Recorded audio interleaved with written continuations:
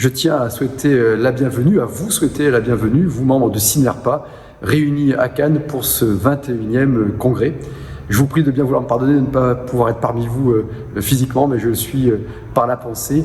Et je tiens surtout à remercier très chaleureusement Jean-Christophe Amarantinis d'avoir choisi notre ville pour cette manifestation.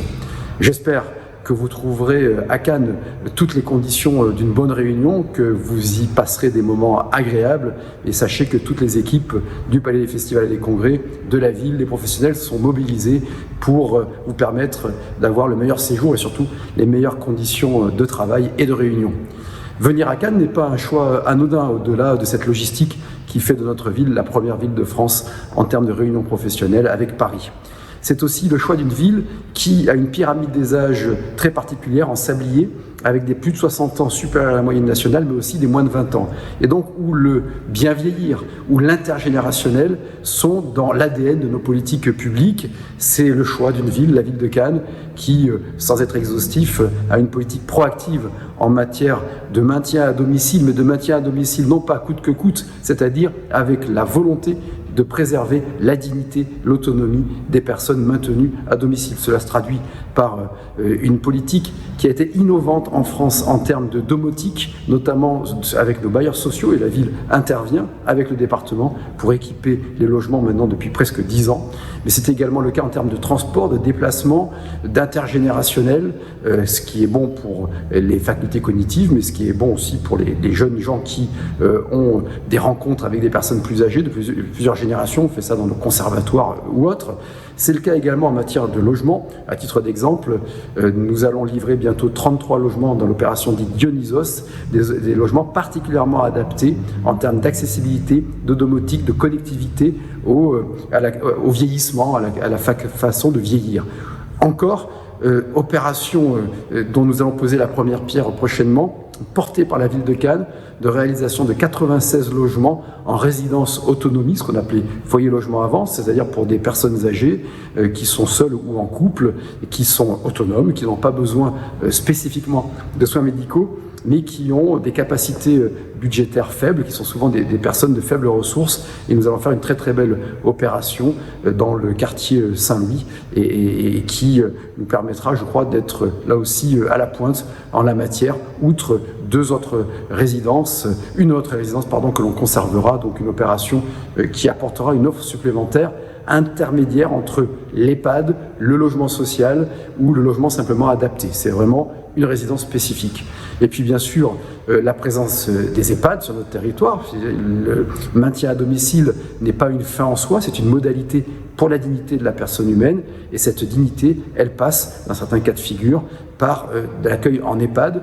Nous sommes pas loin de 1000 lits d'EHPAD sur la ville de Cannes, dont une grosse moitié en EHPAD privé, avec un pourcentage de lits sociaux très élevé. Et je crois, il me semble, que nous arrivons à trouver une bonne complémentarité pour avoir une chaîne de prestations, maintien à domicile, EHPAD, autonomie pure, services de prestations, soit privés, soit portés par le CCAS, qui nous permet d'accompagner le vieillissement avec le souci de la dignité humaine, qui doit être la finalité absolue de nos actions.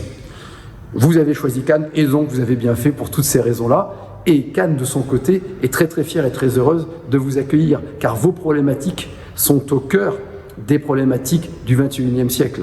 Les grands enjeux de notre époque, outre l'enjeu écologique et l'enjeu numérique, eh bien c'est l'enjeu évidemment démographique.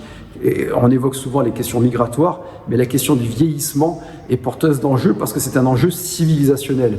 On mesure, à mon sens, le degré d'élaboration d'une civilisation dans sa capacité à être respectueuse des anciens. Et pour cela, les crises du Covid, la crise à l'époque qui avait résulté de la canicule, ont révélé des carences dans l'offre de services, mais aussi dans nos comportements individuels et dans le comportement que nous portons aux générations précédentes. Donc vous êtes au cœur de tous ces enjeux, avec bien évidemment des problématiques financières, de rentabilité, qui sont essentielles, parce qu'il n'y a pas de système durable qui n'ait pas sa propre économie, avec des problématiques d'accès au personnel qualifié, de fidélisation du personnel, avec des problématiques d'évolution des normes, avec des problématiques parfois de perception, parfois aussi de difficulté à montrer la noblesse de vos actions lorsqu'elles sont bien menées, et la nécessaire complémentarité entre le public et le privé. Il n'y a pas de système absolument parfait, c'est le pragmatisme dans la complémentarité des deux qui permet d'atteindre les objectifs. Donc pour tout cela, je voulais vous dire que, en tant que maire de Cannes, mais en tant que citoyen engagé, je suis très soucieux de connaître l'issue de vos travaux, de comprendre aussi les évolutions qui nous attendent au cours des prochaines décennies pour trouver le modèle économique qui permettra de relever le défi civilisationnel qui est celui du bien vieillir. Pour toutes ces raisons, je vous souhaite un congrès proactif, un congrès productif, et puis je souhaite aussi un congrès très agréable à vous. Et à nouveau, je vous dis bienvenue à Cannes.